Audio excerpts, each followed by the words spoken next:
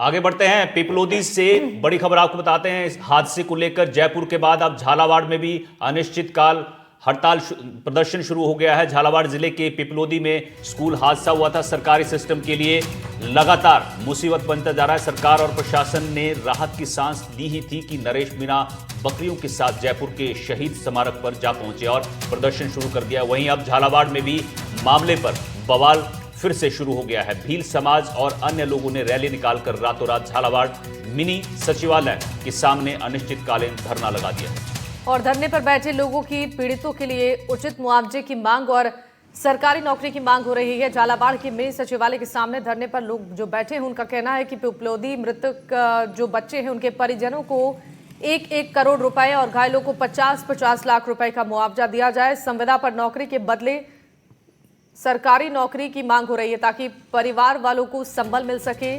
और आंदोलनकारी ये कह रहे हैं कि जब तक सरकार उनकी मांगे नहीं मानती है तब तक वो धरने पर बैठे रहेंगे। आंदोलनकारियों का यह भी दावा है कि उनके साथ पिपलोदी के पीड़ित भी शामिल हैं।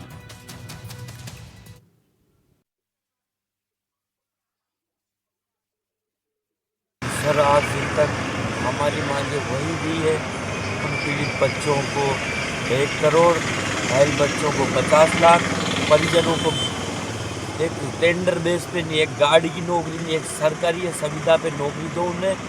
यही हमारी मांग है। इसी के साथ हम बच्चे हैं इनको एक उचित मुआवजा मिल जाए। जो घायल बच्चे हैं, जो ग्रस्त हुए हैं, कोई हाथ टूटा है, कोई का पाँव फूटा है, कोई का सर, वही एक बच्चे की किडनियाँ में भी डिफेक्ट हुआ था। तो हम कहते हैं कि 50% ऐसा आरक्षण है या TSP के तौर पे उनको ऐसा कर दो कि 12वीं पास होते वो नौकरी लग जाए।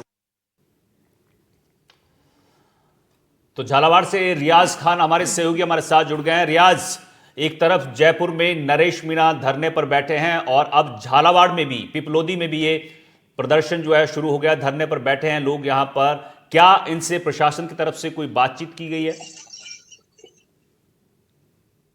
देखिए, बिल्कुल ये पूरा मामला है कहीं ना कहीं सहमति के गले की फांस बनता जा रहा है। नरेश मीणा वहां पर बकरियों के साथ धरने पर बैठे हैं और बीती रात ही को झालावाड़ के निर्भय सिंह सर्किल से जो प्रदर्शनकारी इनके द्वारा रैली निकाली गई और रैली निकालने के बाद झालावाड़ के मिनी सचिवालय के ठीक सामने यानी कलेक्ट्रेट के ठीक सामने धरना लगा दिया गया है। धरना अनिश्चितकालीन घोषित किया है इन्होंने।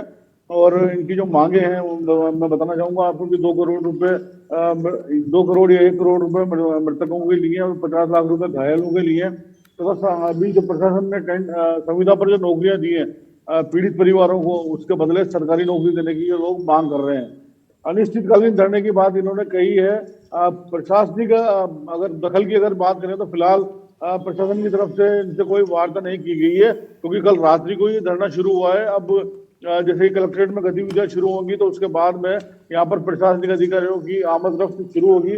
उसके बाद ही ऐसा माना जा रहा है कि कोई बातचीत प्रशासन के द्वारा इनसे हो पाएगी। फिलहाल हम बात करके जानने का प्रयास करेंगे कि आखिर ये लोग किस तरह से पूरे आंदोलन को चलाने वाले हैं। अनिश्चितकालीन आंदोलन इन्होंने घोषित किया है। तो क्या क्या इनकी प्रमुख मांगे हैं वो बात करके हम जानना चाहेंगे इनसे।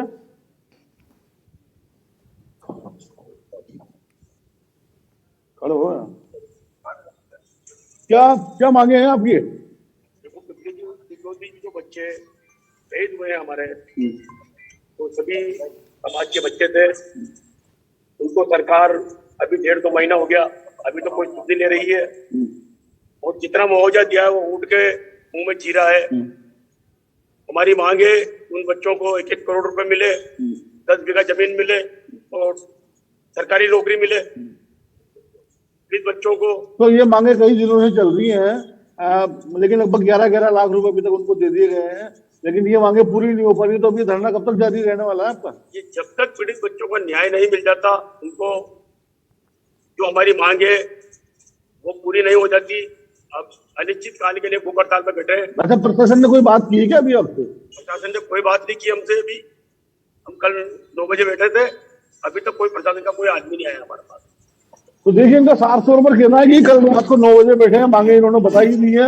मैं आपको पीछे के दृश्य दिखाना चाहूंगा। जितने भी मृतक बच्चे थे उन सबकी यहाँ पर फोटो लगाई गई है, बैनर लगाया गया है और उसके बाद ये लोग यहाँ कल रात्रि 9 बजे के बाद से लगातार धरने पर बैठे हैं। इन्होंने साफ तौर पर कहा है कि प्रशासन की तरफ से कोई नुमाइंदा फिलहाल इनसे नहीं मिला है। लेकिन अगर कोई बात होती है तो ये सकारात्मक बात होती है तो उसका स्वागत करते हैं। ठीक है, अगर कोई प्रशासन की तरफ से इनसे बात होती है तो ये बिल्कुल उसके लिए तैयार है। ठीक है रियाज, बहुत बहुत शुक्रिया आपका इस जानकारी के लिए। चलिए आगे बढ़ते हैं। उदयपुर से आपको खबर बताते हैं, जहां सवीना इलाके में देर रात फायरिंग हुई है। जमीन विवाद में मामा को गोली मारी गई है और भांजा जो है अनीस गंभीर घायल बताया जा रहा है। घायल अनीस को एमबी हॉस्पिटल में भर्ती कराया गया। वारदात के बाद एक भांजा फरदीन फरार है। सूचना पर सवीना थाना पुलिस मौके पर पहुंची है। फरदीन सवीना थाने के हिस्ट्री शीटर बताया जा रहा है और मामला दर्ज किया गया है। पुलिस ने अब आरोपी की तलाश शुरू की है। और इसके बाद से इलाके में तनाव की स्थिति बनी हुई है। लगातार इस मामले को लेकर गंभीरता से जांच पड़ताल हो रही है। जमीन विवाद इसके पीछे के कारण बताए जा रहे हैं और जो इस पूरे मामले में अनीस गंभीर रूप से घायल बताया जा रहा है, उसे एमबी हॉस्पिटल में भर्ती कराया गया है, जहां पर उसका बेहतर इलाज चल रहा है। इस वारदात के बाद से आरोपी भांजा फरार है और इस मामले की सूचना मिलते ही सवीना थाना पुलिस मौके पर पहुंची और मामले की जांच शुरू कर दी गई है। तो भांजे ने अपने मामा को गोली मारी है और ये अब गंभीर रूप से घायल है। अनीस नाम है इसका, जिसको हॉस्पिटल में भर्ती कराया गया है। वारदात के बाद इसका जो भांजा है फरदीन, वो फरार बताया जा रहा है।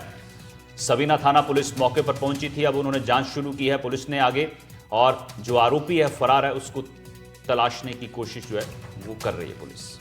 तो उदयपुर से आपको खबर बता रहे हैं, जहां देर रात सवीना इलाके में फायरिंग हुई है, जिसके बाद इलाके में दहशत है। भांजे ने अपने मामा को ही गोली मार दी और मामा गंभीर रूप से घायल है, हॉस्पिटल में भर्ती है, लेकिन आरोपी फरार है, उसकी तलाश जारी है।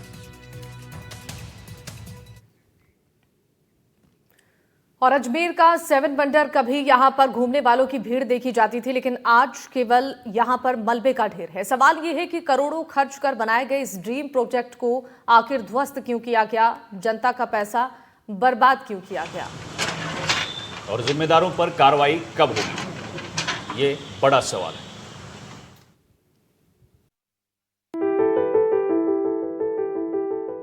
अजमेर में थे दुनिया के 7 wonder, statue of liberty America का, आईफिल टावर पेरिस का, leading tower of Pisa Italy का, भारत का ताजमहल, मिस्र का pyramid of Giza, Christ the Redeemer Brazil का, कोलोसियम रोम का,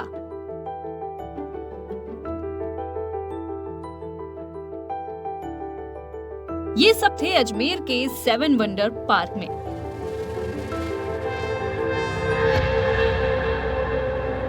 लेकिन आज यहाँ खंडहर का मंजर है।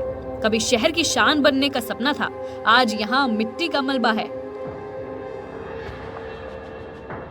जी हाँ, सही सुना आपने। दुनिया के 7 अजूबों का स्ट्रक्चर अजमेर के भ्रष्ट सिस्टम की वजह से मिट्टी में मिला दिया गया। पिछले कई दिनों से तोड़ने की कार्रवाई चल रही है। कहीं हथौड़े चल रहे हैं, कहीं बुलडोजर से एक्शन हो रहा है। धीरे धीरे एक एक पत्थर को ढहाया गया। करोड़ों की लागत से बनाए गए structure, Taj Mahal, Eiffel tower, pyramid of Giza और स्टैचू भी जमींदोज हैं। दादू देखिए, मेरी तरफ जो दाहिने तरफ है जो आना सागर झील है, इस झील का जो स्पेस है उसको कम करते हुए पाथवे बनाया गया। पाथवे लोगों को घूमने फिरने के लिए बनाया गया और उसके बाद इस तरफ मेरे सीधे हाथ की तरफ ये 7 वंडर बनाया गया, जहां पर आज तीसरे दिन 7 प्रतिमाएं को यहाँ पर तोड़ने की प्रक्रिया की जा रही है। अभी आप देख रहे हैं ये ताजमहल जो कि मार्बल से बनाया गया था, उसको यहाँ पर जो उसके छोटे छोटे पार्ट है उसको यहाँ पर